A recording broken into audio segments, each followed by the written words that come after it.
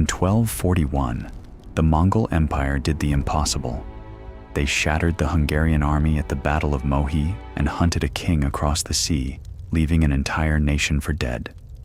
The world watched in horror as the invincible horde of Genghis Khan prepared to swallow Europe whole. But when they returned 4 decades later, the nightmare changed hands. Under the frozen peaks of the Carpathians, the most feared conquerors in human history found themselves trapped in a hell of their own making. The arrows that had toppled empires bounced off new walls of stone.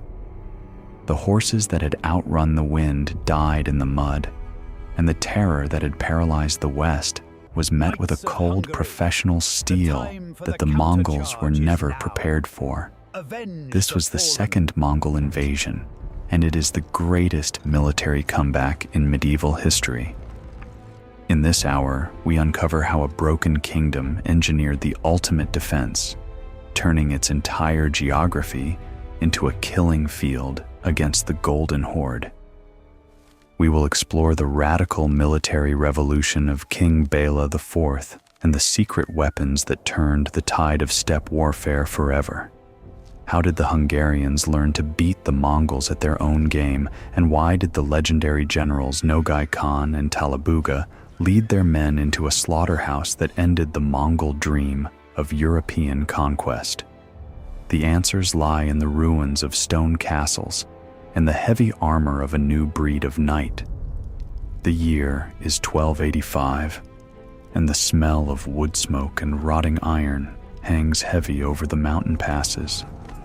For miles, the horizon is choked with the dust of over 100,000 Mongol warriors. The Golden Horde has returned to finish what they started, and they expect nothing but fire and submission. From the outside looking in, Hungary is a kingdom in chaos, ruled by a king who favors his nomadic enemies over his own people and fractured by internal strife. The Mongols believe they are marching into a graveyard, but they are actually marching into a giant cage. As the first scouts crest the hills, they don't see the open fields they crave for their horses. Instead, they see something that should not exist: nearly 100 massive stone fortresses rising like teeth from the earth, and thousands of heavily armored men who do not flinch at the sound of the Mongol war cry. This is not the same nation that was slaughtered 44 years ago. This is a kingdom that spent 4 decades preparing for a single purpose: to break the Mongol war machine forever. What follows is a brutal, calculated masterclass in defensive warfare that history books often overlook. The legendary generals are about to learn a lesson that will cost them their prestige, their armies, and the very future of their empire in the West. How did a country that was burned to the ground rebuild itself into a fortress that the world's greatest conquerors could not crush? Why did the Mongols' tactics, which worked from China to the Middle East, fail so catastrophically in the Hungarian forests? And what was the secret innovation that turned the Mongol bow into a useless toy against the heavy cavalry of the West? Today, we are diving deep into the untold story of the Second Mongol invasion. We will reveal the strategic genius of the Second Foundation and the bloody battles where the unstoppable Mongol tide finally hit the wall of iron that saved Western Europe from the Golden Horde. This is the story of the defiance that changed the world and the military evolution that proved even the greatest empire on earth could be beaten if you were willing to turn your entire nation into a weapon. Prepare to witness the moment the unstoppable force finally met its immovable object. Imagine the year 1241. The horizon is black with the smoke of burning cities, and the air is thick with the smell of ash and iron. Across the vast plains of Central Europe, the most terrifying military force the world has ever seen is systematic and ruthless. The Mongol Empire, led by the legendary Subutai, has just annihilated the Hungarian army at the Battle of Mohi. Tens of thousands of knights and soldiers lie dead, King Bela IV is a fugitive fleeing to the edge of the Adriatic Sea while his kingdom is stripped bare. In the eyes of the world, Hungary was a dead nation, and the road to the rest of Europe lay wide open. The unstoppable tide of the Golden Horde seemed destined to wash over the entire continent, leaving nothing but ruins in its wake. But history rarely follows the path of least resistance. Fast forward 40 years to 1285. The shadow of the Great Khan still looms large, and the Golden Horde has returned to finish what they started. Two massive armies, led by the formidable Nogai Khan and Talabuga, descend upon the Hungarian frontier. They bring with them the same terrifying mobility, the same expert horse archers, and the same reputation for invincibility that had shattered empires from China to Persia. They expected a repeat of the slaughter of 1241. They expected a broken people ready to be enslaved. Instead, they marched into a nightmare. The rolling plains were no longer empty. In place of wooden villages, they found towering walls of stone.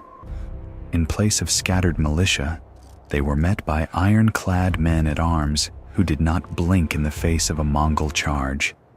The very land seemed to have turned against them. For the first time in their history, the Mongol war machine hit a wall it could not break, and a people it could not cow. How did a kingdom that was once left for dead transform into a fortress that broke the legendary Golden Horde? How did the strategic genius of King Bela IV rewrite the rules of medieval warfare to stop a superpower? Why did the Mongol tactics that had conquered half the globe suddenly fail in the freezing mountain passes of the Carpathians? Today, we are taking a deep dive into the second Mongol invasion of Hungary. This is not just a story of a single battle, but a saga of national survival and military evolution. We will explore the massive castle-building program that changed the landscape of Europe, the professionalization of the heavy cavalry that stood toe-to-toe with the steppe warriors, and the internal political struggles of King Ladislaus IV, known as the Cuman. We will analyze the logistical nightmares of the Mongol generals and uncover why the Golden Horde stagnated in military technology while their European rivals evolved.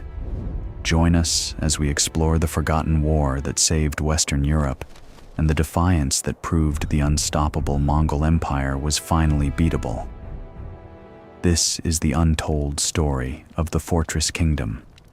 To understand why the second invasion was a catastrophic disaster for the Mongols, we must first understand the sheer scale of the trauma that preceded it.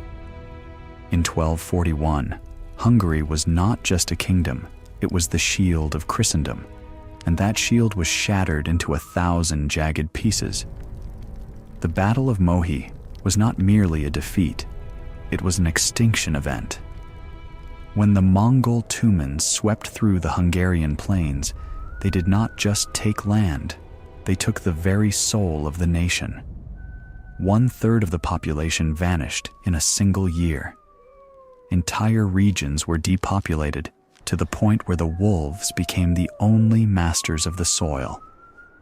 The smell of rotting corpses was so pervasive that even the Mongol horses reportedly balked at entering the dead cities. This was the psychological baseline for every Hungarian who survived. They lived with the knowledge that the world could end in a week. King Bela IV, who had been forced to beg for his life across the courts of Europe, returned to a kingdom of ghosts. He looked at the scorched earth and realized a terrifying truth. The entire European feudal system of the mid-13th century was obsolete against the speed and coordination of the Great Khan. The traditional wooden palisades were nothing more than kindling for Mongol fire arrows. The uncoordinated noble levies were mere target practice for the composite recurve bow. Bela did something few monarchs in history ever dare to do. He admitted that his entire way of life was a failure, and he set out to build a new one from the ashes up. This period became known as the Second Foundation. It was a total mobilization of national resources that makes modern industrial efforts look modest. Bela knew the Mongols would return. It was not a matter of if, but when. He spent every ounce of royal gold, every political favor, and every scrap of authority to encourage the construction of stone. He realized that a Mongol could burn a village, but he could not burn a mountain. He reorganized the social order of the kingdom, offering titles and land to any noble who could prove they had the means to build a modern stone fortress. This was a radical decentralization of power. He was essentially arming his own potential rivals, just to ensure that the Mongols would have no easy path through his territory. By the time the 1280s rolled around, the landscape of Hungary had been fundamentally altered. Where there once were open fields and vulnerable wooden hamlets, there were now nearly 100 massive stone castles built with the latest engineering techniques. These were not just homes for the elite. They were hardened bunkers designed to withstand years of siege. But the reform did not stop at architecture. Bela and his successors realized that the light cavalry of the steppe could only be broken by a new breed of heavy cavalry. They moved away from the old militia model and invested heavily in a professional class of knights. These men were encased in the finest iron and steel the West could produce, and they were trained specifically to absorb the shock of a Mongol charge and hit back with the force of a falling mountain. However, while the physical defenses were rising, the political structure of Hungary was rotting from within. By the time the Golden Horde actually crossed the border in 1285, the man sitting on the throne was not the visionary Bela. It was his grandson, Ladislaus IV. History knows him as Ladislaus the Cuman. He was a king who famously loathed his own crown and his own court. He abandoned the traditional Hungarian dress for nomadic robes. He surrounded himself with Coman warriors, the very people who shared a culture and a heritage with the Mongol invaders. He spent his days in tents instead of palaces, and he actively warred against his own bishops and nobles. The Mongol generals Nogai Khan and Talabuga were masters of intelligence. They knew that Hungary was fractured. They knew the king was a pariah who was excommunicated by the Pope and hated by his own lords. They looked at the internal chaos and saw an opportunity even greater than the one Subutai had exploited 40 years earlier. They believed they were marching into a kingdom that would fall apart at the first sign of smoke. They expected the nobles to surrender and the king to switch sides. They expected a repeat of 1241, where they could hunt the aristocracy like deer in a royal forest. But as the 100,000 warriors of the Golden Horde poured through the Vareka Pass, they realized that something was fundamentally wrong. The scouts who had ridden this path decades before had described a land of open valleys and accessible wealth. Now, those same valleys were choked with fortifications that appeared to have grown out of the very rock of the Carpathians. The villages they expected to pillage were empty. The grain had been moved into the stone walls. The livestock had been driven into the deep forests. The Mongols were used to living off the land they conquered, but the Hungarians had turned their own country into a desert of stone. Nogai Khan and Talabuga were not just facing an army.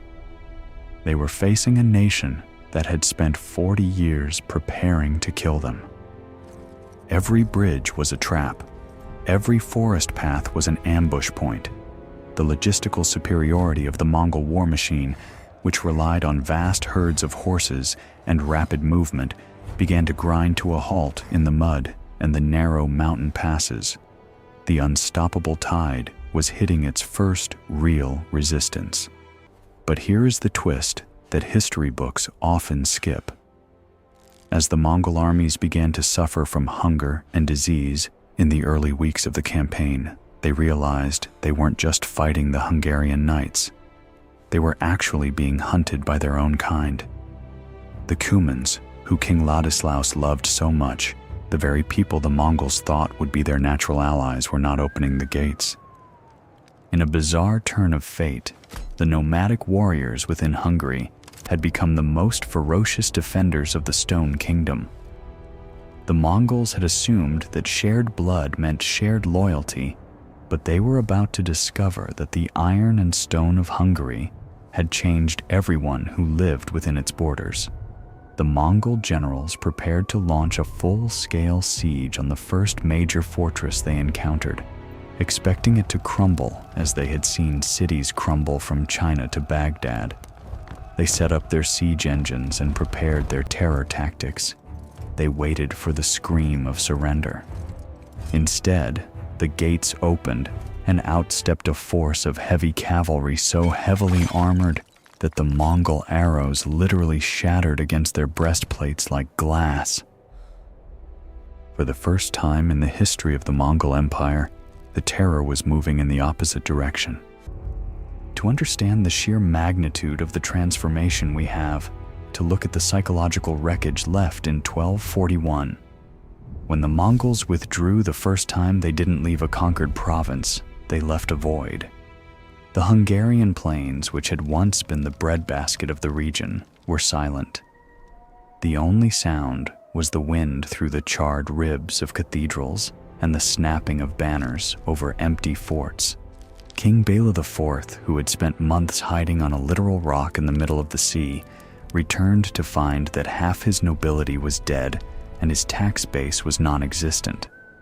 This was the ultimate existential crisis.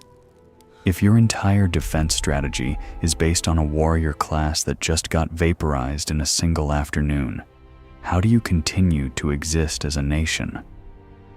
Bela realized that the old ways were a death sentence. The traditional European feudal levy was built for slow-paced, noble brawls, not for a professional war machine that could travel 70 miles a day and fire arrows with the power of a modern rifle. He looked at the smoking ruins of his wooden forts and came to a radical conclusion. He needed to build up, not out. This led to the great castle-building boom of the mid-13th century, but it came at a terrifying cost. To get the stone fortresses built, Bela had to surrender, the very thing kings value most: total control. He told his nobles that if they built a stone castle, they could keep the land around it and rule it with almost total autonomy. He was effectively dismantling the centralized power of the crown, just to ensure that there would be a network of stone teeth to bite back at the next invasion. But there was a darker, more immediate problem.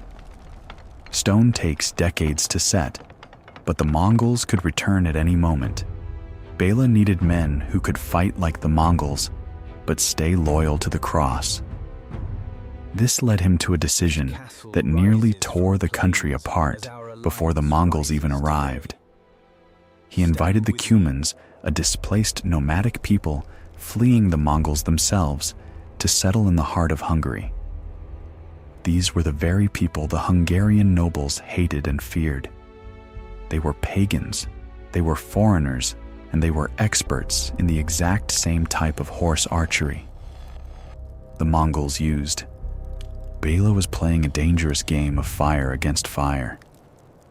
He was turning his kingdom into a melting pot of iron and silk, trying to fuse Western heavy armor with Eastern mobility.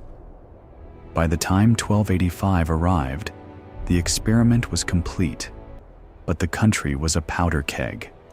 The new king Ladislaus IV was more Cuman than Hungarian.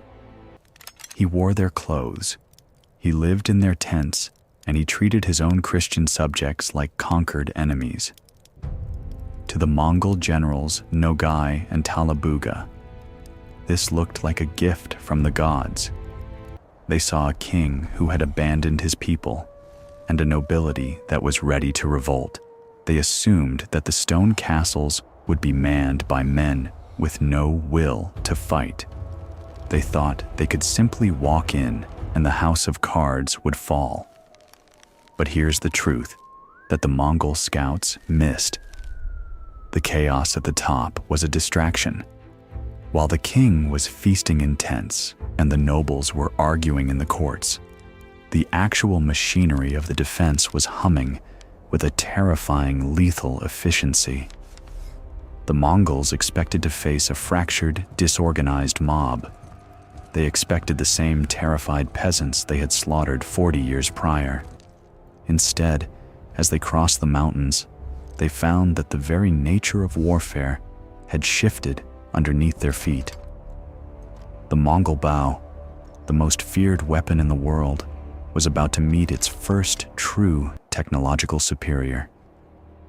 We often think of the Mongols as the masters of technology, but in the mountain passes of Hungary, they were about to discover they were the ones who had been left behind.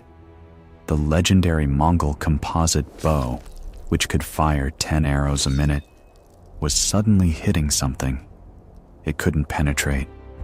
The Hungarians hadn't just built stone walls for their cities, they had built stone walls for their bodies.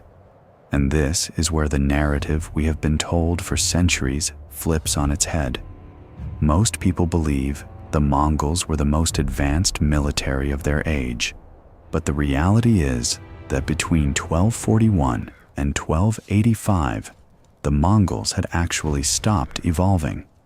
They were still using the same tactics that Genghis Khan had perfected a century earlier. Meanwhile, the Europeans had been in an arms race with their own shadows.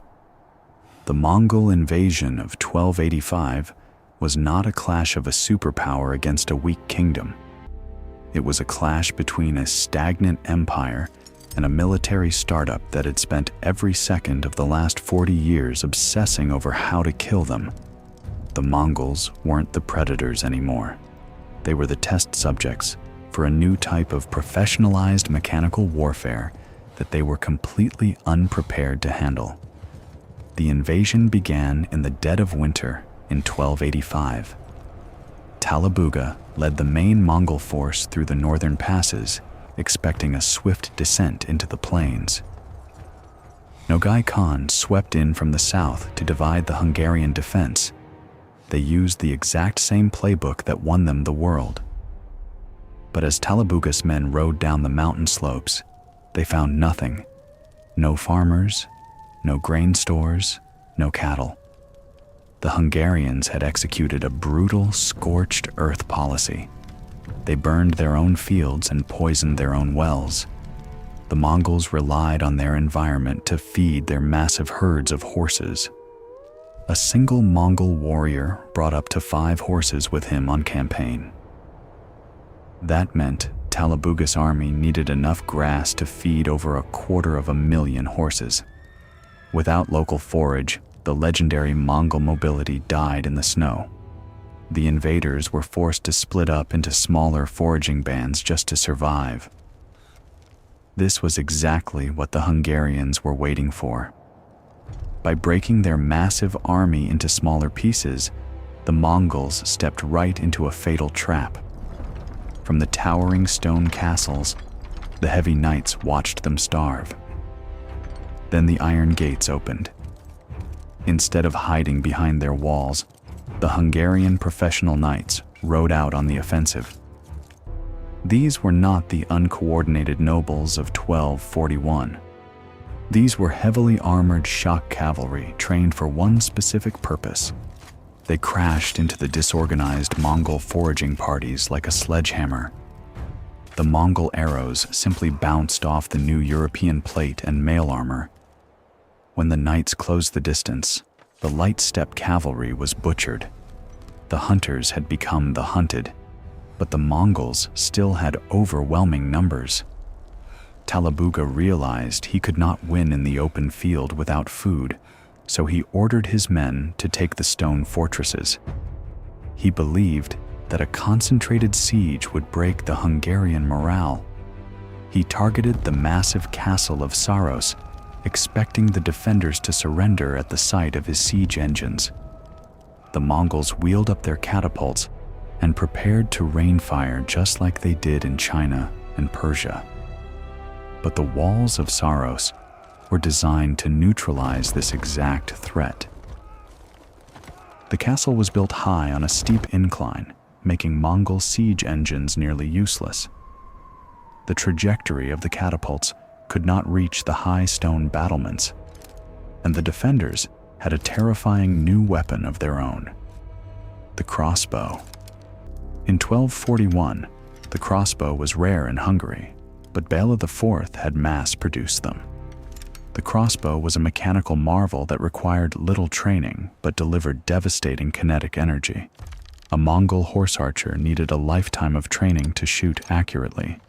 A Hungarian peasant with a crossbow needed 2 days to learn how to punch a steel bolt clean through a Mongol warrior. As the Mongols charged the walls, the sky darkened with iron bolts. The steppe armor, made of hardened leather and silk, was designed to catch arrows, but it was useless against the sheer penetrating power of a crossbow bolt. The Mongol front lines collapsed in heaps of dead men and horses. The siege of Saros was not a battle, it was a meat grinder. Talabhuga watched his elite veterans get slaughtered by men they could not even see. He was forced to call off the attack and order a retreat. But retreating meant going back through the frozen mountain passes, and the weather was about to turn. A massive winter storm slammed into the Carpathian Mountains, burying the paths in deep snow. The Mongol horses, already starving from the scorched earth tactics, began to die by the thousands. Without their horses, the Mongols lost their only tactical advantage. They were forced to march on foot through freezing mud and blizzards. This was a death sentence for a steppe army. As they slogged through the snow, the real nightmare began. The local militias and the Cuman light cavalry, who had been waiting in the woods, finally struck. The Cumans used the exact same hit-and-run tactics the Mongols invented. They rode out of the blizzards, fired deadly volleys into the freezing Mongol columns, and vanished back into the trees. The invincible Golden Horde was being bled to death by 1,000 cuts. The Hungarian forces were executing a flawless guerrilla war against the greatest empire on earth. Nogai Khan down in the south was faring no better. He had managed to reach the city of Pest, but he found it heavily fortified and heavily defended. His forces were ambushed in the narrow streets and pushed back by heavily armored infantry. His legendary reputation could not save him from the heavy lances of the Hungarian vanguard. Every time his forces tried to regroup, they were hit by another wave of professional knights. Realizing the campaign was a total failure, Nogai ordered his surviving men to abandon their loot and run for the border. The retreat of 1286 became one of the greatest military disasters in Mongol history. Talabhuga's northern army was almost entirely annihilated. Tens of thousands of Mongol warriors starved to death, froze in the mountains, or were cut down by pursuing knights. When Talabhuga finally dragged his broken army back to the steppe, his troops were so starved they were forced to eat the flesh of their own dead horses. He lost his entire elite strike force in a matter of months. His prestige was permanently shattered, and his political power within the Golden Horde evaporated. The unstoppable empire had been humiliated by a kingdom they once considered a graveyard. The Hungarian strategy was a flawless execution of asymmetric warfare. They did not try to outmaneuver the Mongols on the open plains where the steppe riders were supreme. They changed the environment to make Mongol tactics impossible. They built a landscape of stone, they starved the enemy logistics, and they capitalized on heavy technology. This single campaign proved that the Mongol war machine had a fatal flaw. It proved that a centralized professional defense could break the greatest offensive force on Earth if they refused to play by the invaders' rules. The news of the Hungarian victory sent shockwaves across Europe. The myth of Mongol invincibility was dead forever. The psychological shadow that had loomed over Christendom for 40 years was finally lifted. But the impact of this victory went far beyond just survival. It fundamentally altered the balance of power in Eastern Europe and secured the future of the West. The Golden Horde would never again attempt a full-scale invasion of Hungary. They realized that the Carpathian Basin was a death trap of stone and iron that would swallow any army sent into it. Because Hungary stood firm, the rest of Western Europe was spared the wrath of the steppe. The Italian city-states, the German principalities, and the French crown could continue to develop their economies and their societies without the constant threat of total annihilation. The Renaissance itself may never have happened if the Mongol Tumans had been able to wash over the Alps and burn the libraries of Europe.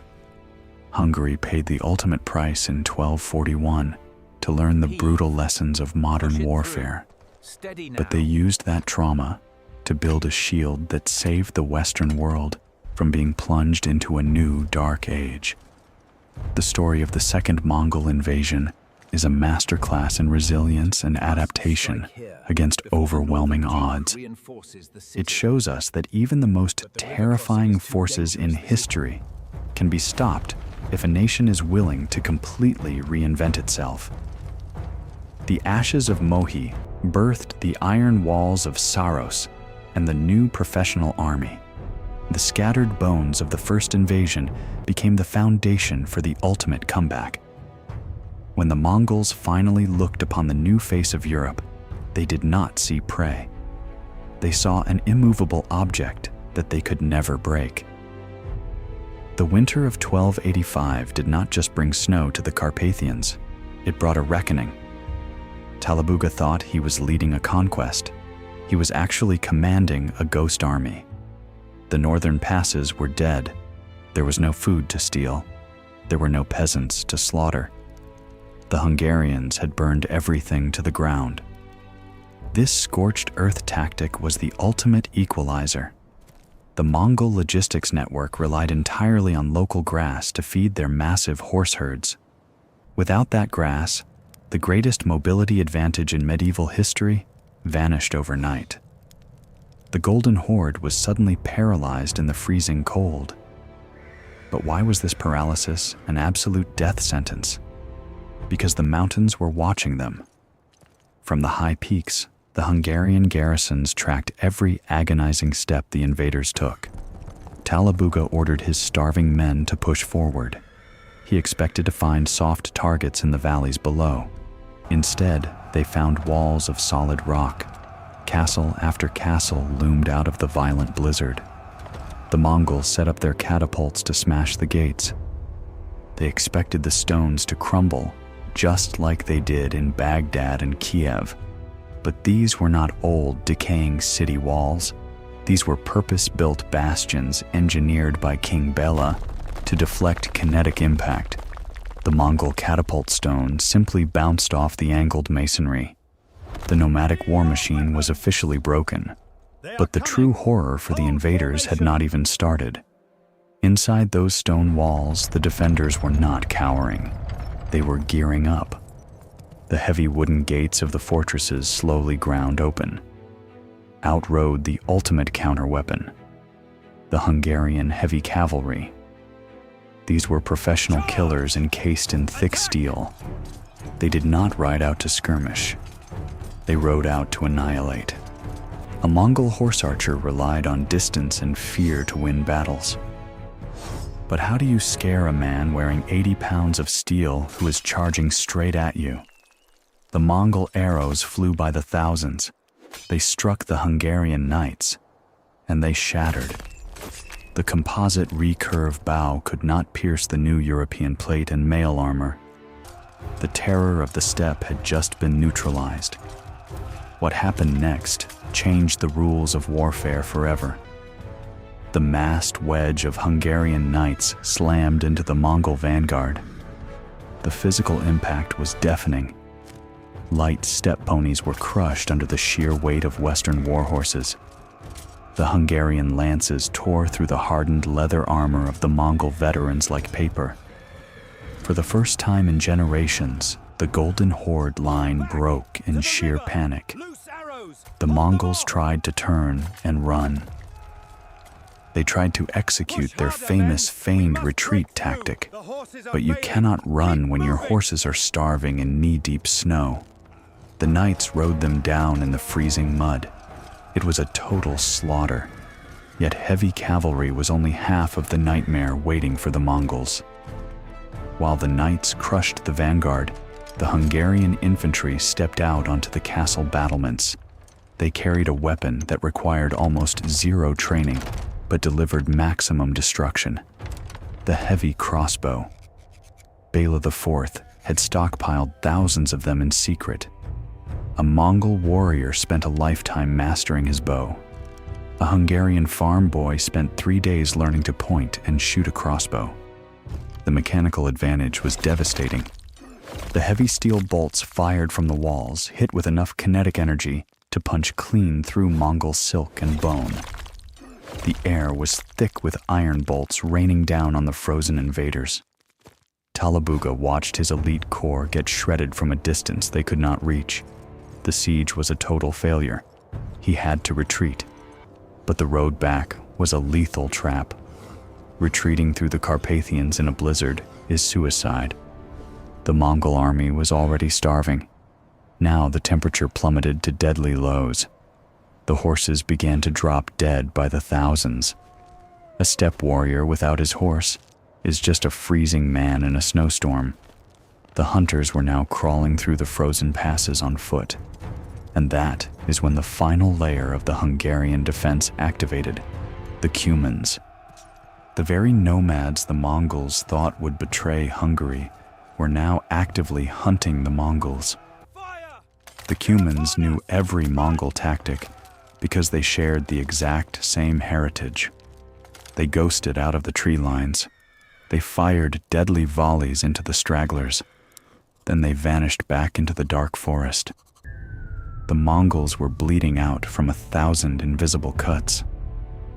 Down in the south, Nogai Khan was suffering a parallel nightmare.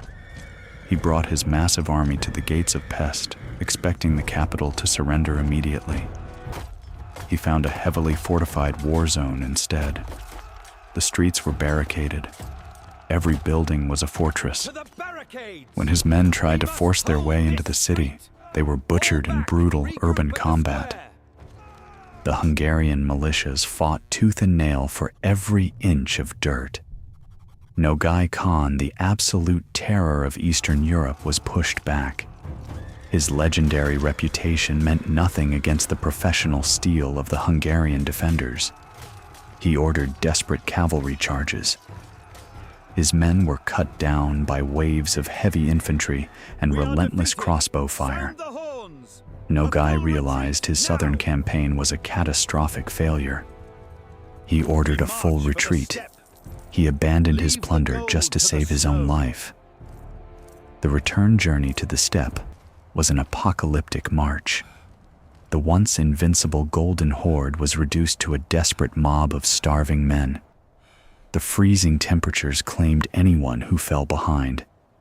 Talabhuga and his surviving men were pushed to the absolute brink of human endurance. They had no food left. In an act of sheer desperation, the greatest conquerors on earth were forced to slaughter their own dead horses. They ate the frozen raw meat just to survive another day. The elite strike force that was supposed to burn Europe was now fighting wild dogs for scraps in the mud. The myth of the Golden Horde was dying in the snow. By the time the shattered remnants of the Mongol army crossed back into their own territory, the numbers were staggering. Tens of thousands of Mongol warriors were left dead in the mountains. The northern invasion force was completely wiped out. Talabhuga lost all his political power. His military prestige was permanently destroyed. Nogai Khan survived the bloodbath, but he would never dare to look westward again. The Hungarian strategy worked perfectly. It was a flawless symphony of asymmetric warfare. They weaponized their own geography. They starved the enemy logistics. They upgraded their military hardware. And they proved to the world that the unstoppable force was nothing but flesh and blood. This was the turning point that saved Western Europe. If Hungary had failed, the Mongols would have poured into the heart of the continent. The thriving economies of Italy and the developing states of Germany would have been reduced to ashes. The Renaissance might have been delayed for centuries or snuffed out entirely. Hungary took the darkest moment in their history and forged it into an impenetrable shield. The trauma of 1241 forced them to adapt. The invasion of 1285 proved they had evolved. The Golden Horde came looking for a graveyard. They found one. But the graves they dug were for their own empire. The Mongols had conquered the known world by moving faster than anyone else. Speed was their ultimate armor, but in the freezing valleys of the Carpathians, speed was physically impossible. The snow was waist-deep, and the legendary steppe horses were dropping dead by the minute. A Mongol warrior without a horse was no longer a terror. He was just freezing meat waiting to die. Talabhuga watched his invincible vanguard dissolve into a panicked mob. They had never experienced a defensive grid like this in their entire history of conquest. Every time they tried to bypass a stone fortress, another massive wall appeared on the horizon. The Hungarians had built an interlocking web of death. You could not march around one castle without entering the kill zone of another. The Mongol generals tried to desperately adapt. They ordered their dismounted warriors to storm the narrow mountain passes on foot. They thought their sheer numbers would overwhelm the local defenders. They were completely wrong. As the Mongols funneled into the tight rocky gorges, the heavy Hungarian infantry locked their shields. The shield wall was an ancient tactic, but Bela IV had given it a brutal upgrade. The front lines were braced with iron-clad pikemen. The short Mongol swords could not even reach the Hungarian infantry. The invaders threw themselves against the steel wall and were instantly impaled. The sheer pressure of the massive Mongol horde pushing from behind forced their own men onto the Hungarian pikes. The mountain gorges filled with blood and freezing mud, but the infantry wall was only the anvil. The real hammer was about to drop. From the high ridges above the passes, the heavy crossbowmen took their firing positions. They did not even need to aim. The Mongol horde was packed so tightly in the ravines that every single bolt found a target. The mechanical snap of thousands of crossbows echoed through the mountains like thunder. The heavy steel bolts plunged downward with terrifying velocity. They shattered Mongol helmets. They pinned seasoned warriors to the freezing earth. The terror tactics of the steppe were completely reversed. The Mongols started screaming in panic. They finally realized they were trapped in a massive geographical slaughterhouse. Talabhuga had to make a desperate choice: keep pushing into the meat grinder, or turn his army back to the scorched earth.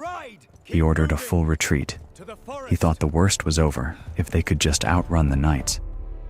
He did not realize the true nightmare was hiding in the dark forests. The Cumans had been tracking them for days. These were men who shared the exact same blood and culture as the invaders.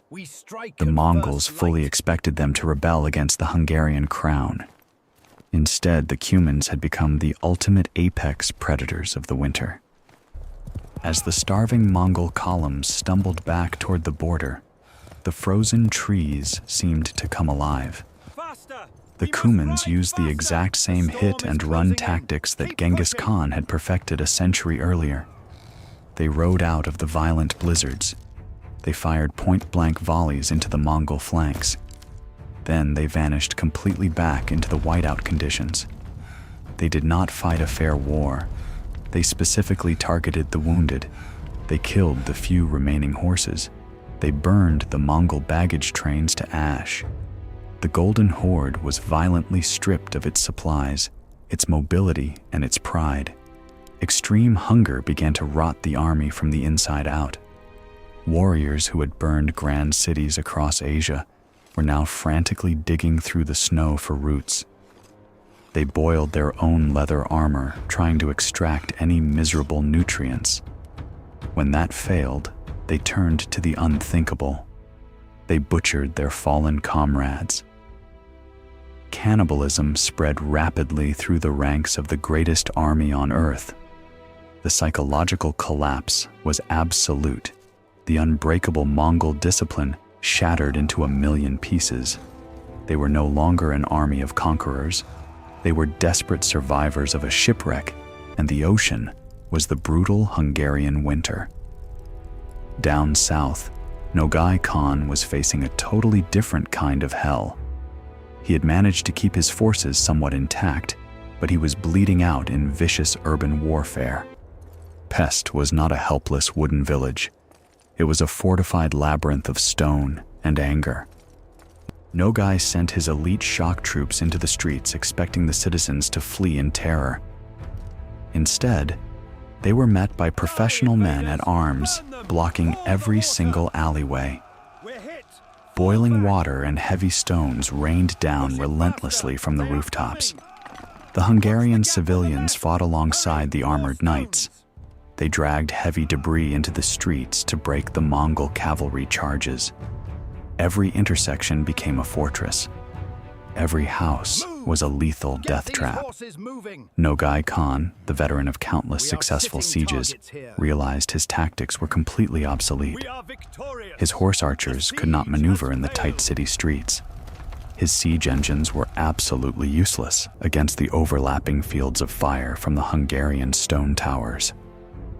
He was losing thousands of elite men for absolutely zero gain. The wealth of Hungary was locked behind walls he could not break. His authority over his men began to crumble.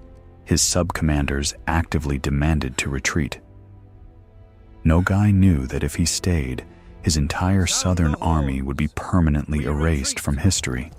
He gave the humiliating order to pull out, but running from the Hungarians in 1285 was just as deadly as fighting them. As Nogai pulled his forces away from the city, the Hungarian heavy cavalry was fully unleashed. King Ladislaus might have been a highly controversial king, but his professional knights were the most lethal weapons on the European continent. They did not let the Mongols simply walk away in peace. They launched a relentless and bloody pursuit. Thousands of iron-clad knights rode down the retreating horde.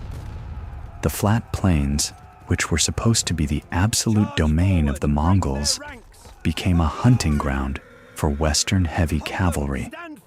The knights crashed into the Mongol rearguard day after day. They shattered the light step formations with heavy lances. They gave absolutely no quarter. The myth of the Golden Horde was violently dismantled piece by piece. The Hungarians proved that the steppe warriors were entirely dependent on momentum and fear. Once that momentum was broken, the Mongols had absolutely no backup plan. They had spent a century fighting enemies who ran away in terror. They had no protocol for an enemy who built stone mountains and charged straight into the fire. The Mongols were mathematically eliminated from the battlefield. Their bows could not kill the heavily armored knights. Their horses could not survive the scorched earth strategy. Their siege weapons could not break the new modern castles. Their iron discipline could not survive the winter starvation. By the time the two broken Mongol armies dragged themselves back across the eastern mountains, the physical damage was catastrophic. Over 50,000 Mongol warriors were dead. The northern army under Talabuga had essentially ceased to exist. The elite veterans who were supposed to be the spearhead of a grand European conquest were left rotting in the snow. The political fallout within the Golden Horde was immediate and extremely violent. Talabuga was publicly disgraced. His massive failure proved that the leadership of the Horde was vulnerable. It sparked a massive internal civil war that would eventually tear the Mongol Empire apart from the inside. They went into Hungary to conquer a broken nation, and they came out as a broken empire. This was not just a military victory. It was the brutal birth of a completely new military doctrine. The Hungarians had successfully beta-tested the exact future of European warfare. They proved beyond any doubt that heavy armor, mechanical ranged weapons, and deep layered defenses could completely neutralize the most mobile army in human history. The rest of Europe watched closely and learned the lesson. The castles grew taller. The armor grew much thicker.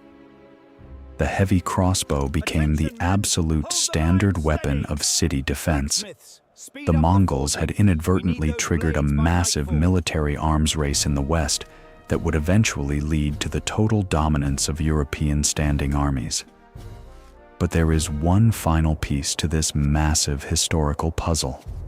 The story does not simply end with the Mongols running away into the snow. The trauma of the invasion left a permanent scar on the Hungarian psyche, and it forced them to make a series of devastating political choices. The Cumans, who had aggressively saved the kingdom, were still active inside the borders. The heavy knights, who had crushed the invaders, now held almost unimaginable political power. The king, who had acted like a nomad, was completely isolated from his own people. The true cost of the Second Foundation was about to violently tear the country apart from the inside. Hungary had survived the literal apocalypse, but now they had to figure out how to survive each other. The victory of 1285 was a miracle of military engineering, but it unleashed a domestic monster. The stone castles that saved Hungary from the Golden Horde now became the ultimate weapon against the Hungarian crown. King Ladislaus IV realized too late that the decentralization plan of his grandfather was a double-edged sword. The heavy knights and the wealthy barons who built these fortresses suddenly understood a terrifying reality. They did not need the king anymore. The Mongols were gone, and the barons possessed impenetrable stone bases scattered across the entire nation. A medieval king maintained power through the threat of force.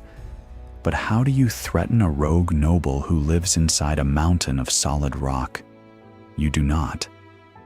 Ladislaus became a prisoner in his own kingdom. He watched his authority dissolve as the powerful lords carved up the country into private warlord states. These men became known as the oligarchs, and they ruled their territories with absolute iron fists. They had their own private armies of heavy cavalry. They collected their own taxes. They were untouchable. But Ladislaus was not willing to fade into the background. He made a decision that plunged the traumatized nation right back into blood. He turned his back on the barons and aligned himself completely with the Cumans. He believed the nomadic light cavalry could help him crush the rogue nobles and reclaim absolute control of the state. This was a catastrophic miscalculation. The Pope in Rome looked at the situation in horror. The savior of Western Christendom was now acting exactly like a pagan steppe lord. The Vatican issued a shocking decree. They declared a holy crusade not against the Muslims or the Mongols, but against the Christian king of Hungary. The nation that had just bled itself dry to stop the apocalypse was now ordered to tear itself apart. The internal civil war was completely brutal. The heavy knights who had just finished slaughtering the Mongols now turned their heavy lances against their own king. The Cumans, who had saved the army in the frozen mountain passes, were now being hunted down by the same professional men at arms they fought alongside. The hit-and-run tactics of the steppe were useless against the interlocking network of stone castles. The oligarchs simply locked their gates and let the king's nomadic army starve outside, just like they did to Talabuga. The light arrows of the Cumans bounced off the heavy Western plate armor just like the Mongol arrows did. The technological gap was permanent. Ladislaus was humiliated and cornered. He lost the support of the church, he lost the support of his nobles, and finally, he lost the respect of his only allies. In a dark, twisted turn of fate, the end of the Cuman king did not come from a crusader's sword or a rebel knight. In the summer of 1290, Ladislaus was sleeping in his tent. He was assassinated in the dead of night by the very Cuman assassins he had sacrificed his entire reputation to protect. The king who tried to fuse the East and the West died in the dirt, leaving his kingdom entirely in the hands of the warlords. Hungary entered an era known as the Interregnum. The centralized state completely collapsed, but the military machine did not. The oligarchs continued to obsessively build more castles. They hired more professional mercenaries. They bought more heavy crossbows. They accidentally created the most heavily fortified militarized zone in the entire world. The internal chaos looked like weakness to outsiders, but it was actually the ultimate defense mechanism. The Golden Horde noticed the civil war and thought they saw a second chance. A few years after the death of Ladislaus, the Mongols launched a series of probing attacks along the eastern borders. They expected to find the defenses down because the Hungarians were too busy killing each other. Instead, they ran headfirst into a chainsaw. Every single warlord in the east treated the Mongol raids as a personal insult to their private property. The Mongols were not fighting a single unified army with one supply line. They were fighting dozens of independent, highly aggressive warlord states. The oligarchs unleashed their private heavy cavalry regiments. The probing Mongol forces were violently crushed before they could even burn a single village. The Mongols finally understood the bitter truth. The Hungarian nation might be fractured politically, but their military doctrine was completely unified and utterly lethal. The Golden Horde officially gave up. They permanently abandoned the dream of a Western empire. They turned their attention east and south, knowing that the Carpathian Mountains were a literal wall of death. The tactical revolution of the Second Foundation was an absolute success. The legacy of this massive military turnaround is heavily ignored by modern pop culture. We are constantly fed the myth of the unstoppable Mongol horse archer. We love the story of the invincible steppe warrior sweeping across the globe like a force of nature. But the reality of warfare is always about adaptation. The Mongols grew lazy.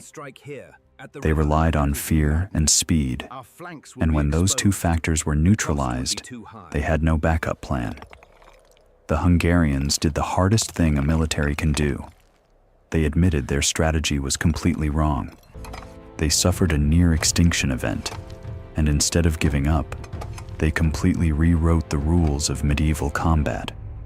They proved that technology and terrain preparation could defeat pure numbers and mobility. The heavy crossbow proved that training time could be outsourced to mechanical engineering. A weapon that takes 3 days to learn fundamentally outclasses a weapon that takes 10 years to master when deployed from a high stone wall. The stone castles proved that logistics could be weaponized by denying the enemy food. The heavy cavalry proved that kinetic mass beats light skirmishers if you force the enemy into tight spaces. The knight was no longer just a wealthy noble on a horse. He was a professional shock troop designed to break the enemy line through sheer physical trauma. These lessons were closely watched by the rest of Europe. The French, the Germans, and the Italians all saw what happened in the Hungarian snow. They realized that the future of warfare was in heavy steel and high stone. The era of the light cavalry raiding force was officially put on notice. The European standing army was born in the ashes of the Hungarian plains. The sacrifice of 1241 bought the time. The victory of 1285 proved the concept. The Civil War of 1290 cemented the infrastructure.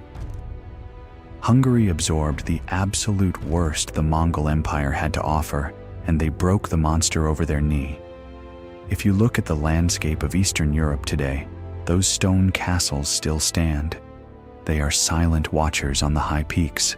They are no longer filled with professional knights or stockpiles of heavy crossbow bolts, but they remain the ultimate monuments to human survival.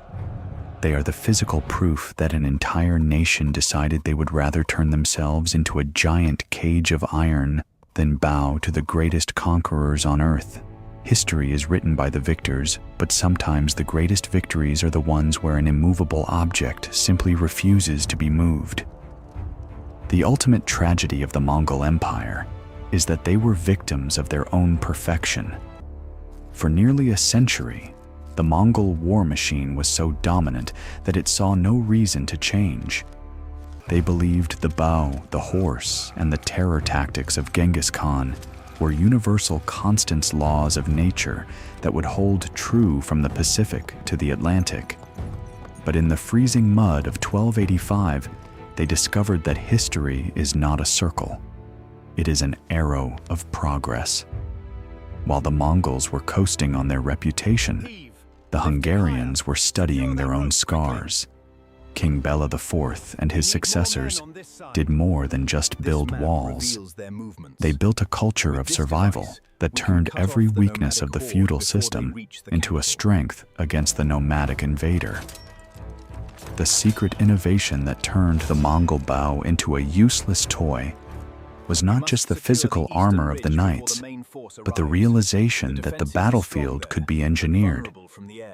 The Mongols were masters of the open space, but the Hungarians effectively deleted the open space from the map.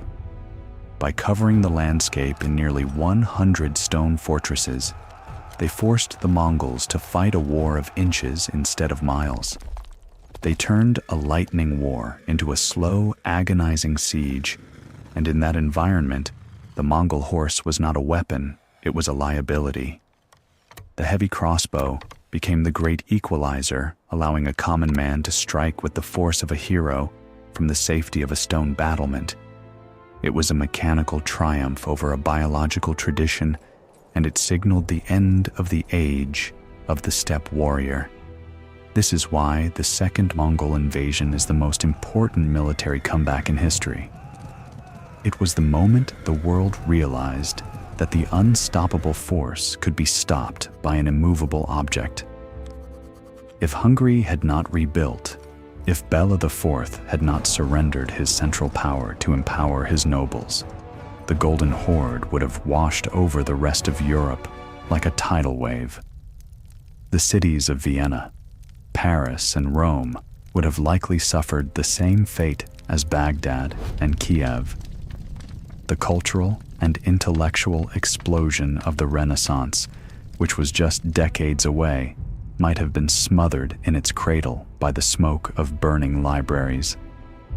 Hungary became the shield of the West, not because they were naturally stronger, but because they were willing to be broken and then reforged into something harder. The legacy of 1285 is etched into the very soil of the Carpathian Basin. The stone ruins that dot the hills today are the final witnesses to the moment the Mongol dream of a global empire died.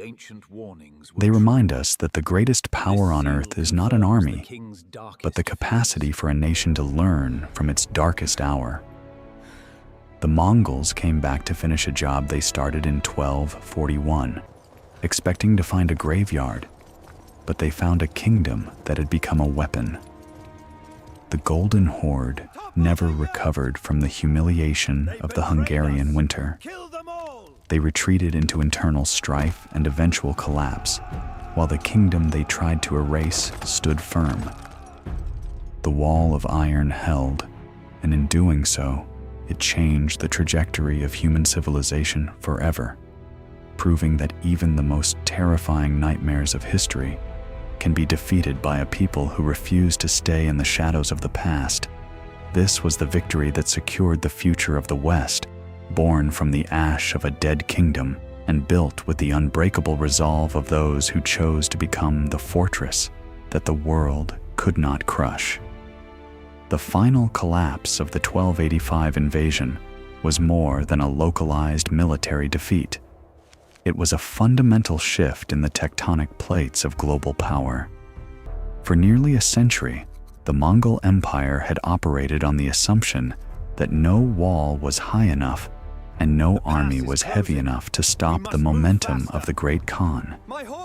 They believed that the world was an open plain and they were its only masters. But in the frozen mountain passes of Hungary, that illusion shattered forever. The answers we sought at the beginning of this journey are found not in a single brilliant maneuver, but in the total psychological and technological transformation of a nation that refused to die. How did a kingdom left for dead beat the Mongols at their own game? They did it by weaponizing their trauma. King Bela IV looked at the ashes of 1241 and realized that the feudal age of wooden forts and disorganized levies was over. He traded his own royal authority for stone masonry, creating a decentralized network of nearly 100 fortresses that the Mongols could neither bypass nor break. He turned the Hungarian geography into a giant iron trap, where every valley was a kill zone and every hill was a bastion. This was the secret of the Second Foundation. It was the first time a European power systematically engineered an entire landscape to neutralize steppe warfare. The Mongol bow, which had toppled empires from the Yellow River to the Caspian Sea, became a useless toy because the Hungarians stopped fighting fair. They replaced the vulnerable silk and leather of the past with the industrial weight of the West. The professionalization of the heavy knight and the mass production of the mechanical crossbow created a technological ceiling that the Golden Horde could not reach. A lifetime of Mongol archery training was rendered obsolete by a steel bolt and a suit of articulated plate armor. The Mongols had reached the limits of their nomadic model, while the Hungarians had pioneered the future of professionalized mechanical warfare. The legendary generals Nogai Khan and Talabuga led their men into a slaughterhouse because they fell victim to the greatest trap in history, the trap of past success.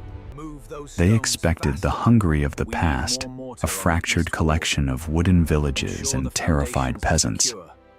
Instead, they found a modern military startup that had spent 40 years obsessing over their destruction.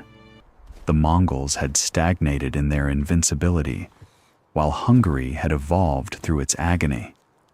The scorched earth policy starved the Mongol horses. The winter blizzards broke their mobility, and the stone walls broke their spirit. The Golden Horde entered the Carpathians as a superpower, and they crawled out as a broken remnant, forced to eat their own horses just to see the sunrise. This victory did more than just save a kingdom. It secured the soul of Western Europe. By breaking the Mongol war machine in 1285, Hungary acted as a shield that allowed the rest of the continent to flourish undisturbed. The cathedrals of France, the universities of Italy, and the trade guilds of Germany were spared the torch because a single nation was willing to turn itself into a fortress. The Renaissance itself is a debt owed to the ironclad men who stood their ground in the mountain snows, proving that the unstoppable tide of the steppe could be turned back by resolve and innovation. The story of the Second Mongol invasion is the ultimate testament to human resilience. It is the story of a people who were burned to the ground, but used that fire to forge a harder version of themselves.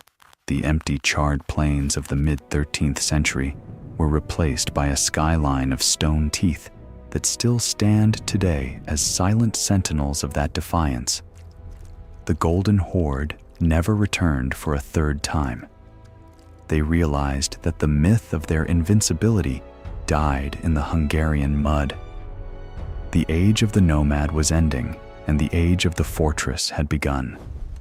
The unstoppable force had finally met its immovable object, and for the first time in history, the object did not break. Hungary did not just survive the Mongol Empire. They broke the spell of fear that had paralyzed the world, and in doing so, they proved that even the greatest empire on earth can be defeated if you have the courage to reinvent your world while it is still burning around you. The lesson of the Second Mongol invasion resonates across the centuries as a masterclass in the psychology of survival. It teaches us that the greatest threat to any superpower is not a foreign army, but its own arrogance. The Mongols of 1285 were a military machine trapped in its own shadow. They believed their history was a guarantee of their future. They assumed that because they had broken the world once, they would never have to change the way they fought. But the world did change. It changed because a broken kingdom had the terrifying courage to look into the abyss of its own annihilation and decide to become something else. This is the ultimate lesson of the Second Foundation. True strength is not found in the absence of fear, but in the total transformation of that fear into strategy. King Bela IV did not just build walls of stone, he built a new paradigm of resilience. He understood that to save the soul of his nation, he had to dismantle its body. He sacrificed his own absolute power to ensure the survival of his people. He invited his enemies to live among his subjects, and he turned his geography into a lethal extension of his will. This was not just a military victory. It was a triumph of the human spirit over the inevitable. When we look back at the iron walls of Hungary, we are looking at the shield that allowed the modern world to exist. The victory of 1285 was the silent heartbeat of the Renaissance. It was the moment that proved the tide of history could be turned back by a people who refused to play by the rules of their oppressors. It reminds us that no empire is truly unstoppable, and no nation is truly dead, as long as it is willing to learn to adapt and to fight. The ashes of 1241 did not mark the end of Hungary. They marked the birth of a fortress that would protect the light of the West for generations. The legacy of the Golden Horde died in the snow of the Carpathians because they encountered a nation that had made peace with its own trauma. The Hungarians did not just survive, they evolved. They proved that innovation is the only true defense against destruction. They showed the world that a wall of iron and a heart of fire can break even the most terrifying force on Earth. As the sun sets over the ruins of those ancient stone castles, the message remains clear. Defiance is not just an act of war, it is an act of creation. In the darkness of the 13th century, Hungary chose to create a future that the Mongols could never touch, and in doing so, they ensured that the light of Western civilization would never be extinguished. This historical turnaround reveals a fundamental truth about human conflict. Power is not just about the size of an army or the speed of a horse. It is about the capacity to reinvent yourself when the world you knew has been burned to the ground. The Mongols relied on the terror of their name, but the Hungarians relied on the precision of their engineering. The nomads relied on the past, but the fortress kingdom relied on the future. When the unstoppable force finally met its immovable object, it was the spirit of innovation that remained standing. The story of 1285 is the story of how we as humans face our greatest nightmares. We do not overcome them by running away or by hoping for a miracle. We overcome them by turning our entire existence into a weapon of defiance. Hungary was the laboratory of European survival, and the results of their experiment changed the course of history forever. They proved that even the most absolute empire is nothing more than flesh and blood when it hits a wall of iron. The echoes of those clashing swords and the snap of those crossbows still tell the same story today. If you are willing to learn from your defeats, you can build a defense that not even the greatest conquerors in history can crush. The Golden Horde came to finish a war, but they ended an era, and in its place, they left a world that knew for the first time that the invincible could be broken. The Golden Horde expected a graveyard, but they found an era-defining evolution. This victory didn't just save a kingdom. It rewrote the manual on how small nations can dismantle global superpowers. If you want to understand the other forgotten moments where history was saved by a single radical choice, you need to stay on this path with us.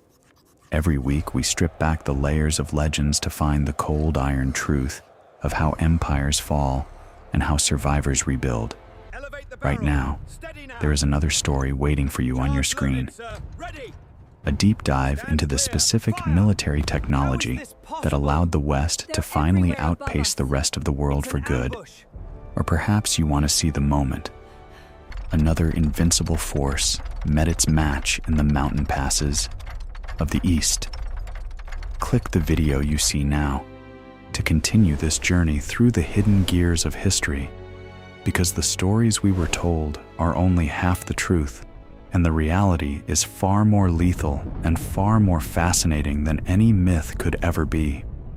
Keep exploring the fortress of history with us right now.